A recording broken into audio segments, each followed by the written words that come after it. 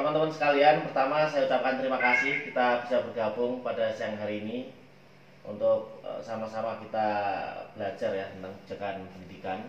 Tadi sudah disampaikan oleh pemakalah dan seperti kelas-kelas biasanya teman-teman memang kelasnya asik ya, menyenangkan lah. Paling tidak kita bisa tertawa di akhir ketika Pak Jufrin bicara tapi nggak ada suaranya gitu. Ya, bicara tentang kebijakan agama, kebijakan kebijakan pendidikan di pemerintah ini mulai dari awal tadi disampaikan bahwa pendidikan yang aslinya dari Indonesia dari awal tadi disampaikan bahwa ada pendidikan pesantren gitu. Kemudian nanti di akhir ada undang-undang pesantren ini yang mungkin saya sampaikan. Pertama bahwa memang sudah ada tarik menarik tolak menolak dari awal pada saat itu ketika ada sidang BPUPKI ya. Sidang BPUPKI itu sudah ada tarik menarik dan tolak menolak sehingga jalan tengahnya adalah munculnya waktu itu Departemen Agama. Munculnya Departemen Agama ini yang tadi sudah disampaikan juga pada Januari 1946 ya. Itu yang memulai bicara tentang pendidikan agama. Nah, teman-teman sekalian, saya nulis mungkin teman-teman nanti kalau misalnya ada kesempatan silakan baca buku saya ini. Kelihatannya sekarang saya nggak cetak lagi, jadi tidak dijual lagi. Mungkin saya taruh di perpustakaan. Ini ada kebijakan dari kebijakan pendidikan ya, kebijakan pendidikan dari mulai zaman Indonesia merdeka. Cuman yang belum masuk di sini adalah undang-undang pesantren. Paling tidak perlu saya sampaikan pertama kali ada undang-undang tentang pendidikan itu pokok-pokok pendidikan nasional itu mulai tahun 54, Undang-Undang nomor 12 tahun 1954 itu sudah memuat pendidikan agama. Jadi dalam diskusi kita tadi sudah disinggung ya, bahwa ada pendidikan agama. Kalau pendidikan agama Islam itu berarti pendidikan agama Islam yang masuk di sekolah. Pada saat itu madrasah belum diakui. Ya, pendidikan madrasah belum diakui, masih dianggap pendidikan yang memang diselenggarakan oleh masyarakat. Lulusannya juga belum diakui oleh pemerintah. Maka pendidikan agama yang dianggap resmi pada saat itu adalah pendidikan agama Islam yang masuk di sekolah-sekolah. Itu pun belum wajib, tadi sudah sampaikan belum wajib. Jadi memang ada kelas rendah, ada kelas tinggi.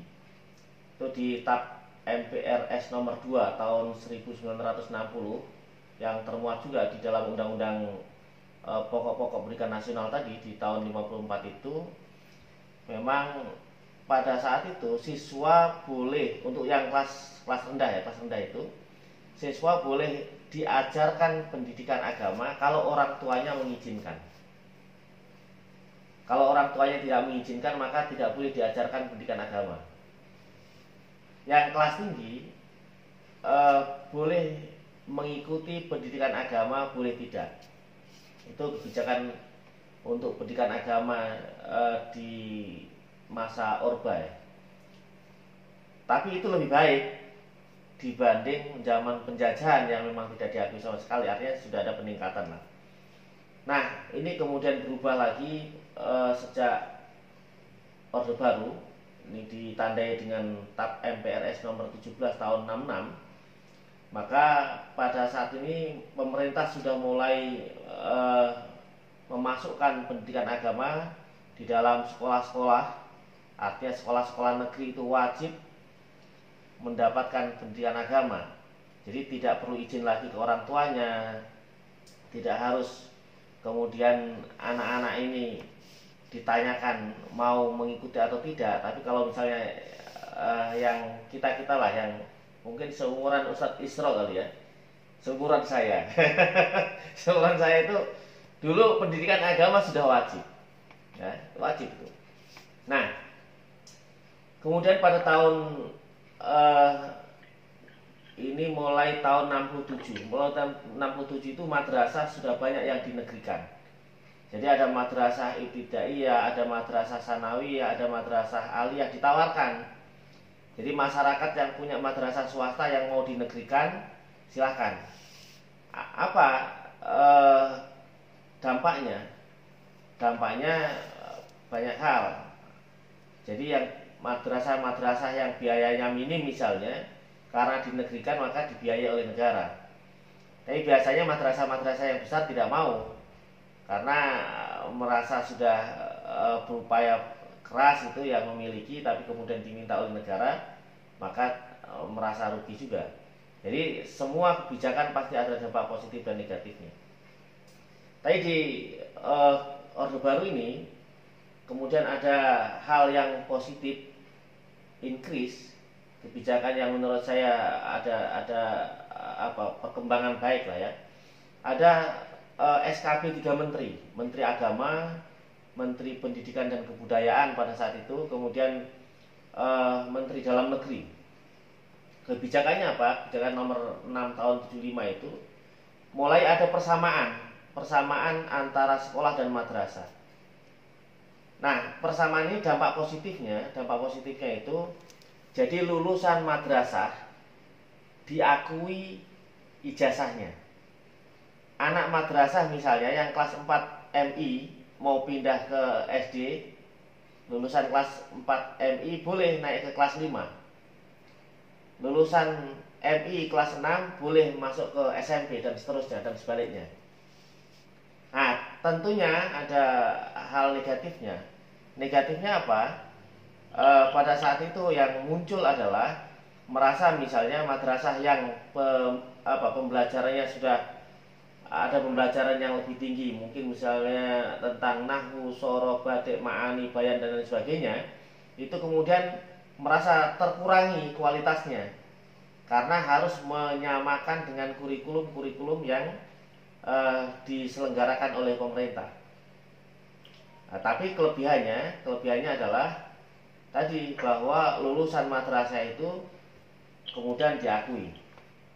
Nah, kemudian pada saat itu ada lagi kebijakan 2 menteri, antara Menteri Agama dan Menteri Pendidikan, itu mulai ada transliterasi. Jadi transliterasi itu mulai tahun 87 ya, 87 kira-kira itu. Karena kurikulum 84 belum ada. Nah, muncullah kemudian Undang-Undang Nomor 2 tahun 89. Nah, ini mulai ada undang-undang pendidikan yang sudah terus berkembang menata antara madrasah dan sekolah, tetapi belum memasukkan pesantren. Nah, undang-undang berikutnya, Undang-undang Sisdiknas tahun 2003 nomor 20 itu juga sudah memasukkan 3 jenis pendidikan. Ada pendidikan formal, pendidikan non formal, pendidikan informal, tetapi belum kemudian eksplisit memasukkan pesantren ya. Walaupun pesantren juga sudah masuk ke sana, misalnya di dalam pasal 12 ayat 1 itu kemudian dibuatkan peraturan pemerintahnya nomor 55 tahun 2007, kemudian ada KMA-nya nomor 16 tahun 2010. Ini sejatinya sudah memasukkan pesantren, tetapi masih menjadi bagian kecil. Maka di undang-undang, nah ini nanti silakan teman-teman, mungkin ini menarik menurut saya, Undang-Undang Nomor 18 tahun 2019 itu menyejajarkan pesantren dengan sekolah. Artinya Undang-Undang Sisdiknas Nomor 20 tahun 2003 ini memisahkan lembaga-lembaga pendidikan formal dengan pesantren. Jadi teman-teman yang bergerak di pesantren, karena ini menjadi keluhan teman-teman yang fokus di sana. Saya beberapa pekan yang lalu ketemu kasih pesantren itu mengeluh, justru adanya undang-undang pesantren ini merasa agak beratnya bagaimana? SDM-nya nggak ada. Maksudnya gimana? Jadi dengan adanya undang-undang pesantren ini, pesantren sudah punya hak untuk membuat ijazah sendiri seperti sekolah-sekolah yang lain. Jadi nanti ada tingkatannya. Boleh misalnya tingkatan SD, tingkatan SMP, tingkatan SMA gitu. Dan pesantren boleh membuat kurikulum sendiri. Nah, tetapi kemudian yang kurang adalah SDM-nya yang nggak punya. Misalnya pesantren-pesantren yang fokus, dulu ada pesantren-pesantren salaf misalnya, yang betul-betul fokus, orang-orang yang alim dalam bidang keilmuan salaf itu. Nah, ini tidak lagi fokus ke situ. Fokusnya kemana? Ke MTS, ke MI, ke MA. Nah, MTS, MI, MA itu ada di Undang-Undang nomor 20 tahun 2003. Beda dengan Undang-Undang nomor 18 tahun 2019. Nah, ini sejajar nanti. Nah, maka munculnya Undang-Undang nomor 18 tahun 2019 ini menjadi tantangan tersendiri buat pesantren. Mampukah pesantren kemudian sejajar dengan lembaga-lembaga pendidikan formal yang lain gitu? Karena sudah diakui keberadaannya. Saya kira itu yang saya sampaikan. Mungkin ada yang didiskusikan lagi sebelum kita selesai. Silakan kalau ada pertanyaan. Kalau ada yang mau bertanya silakan.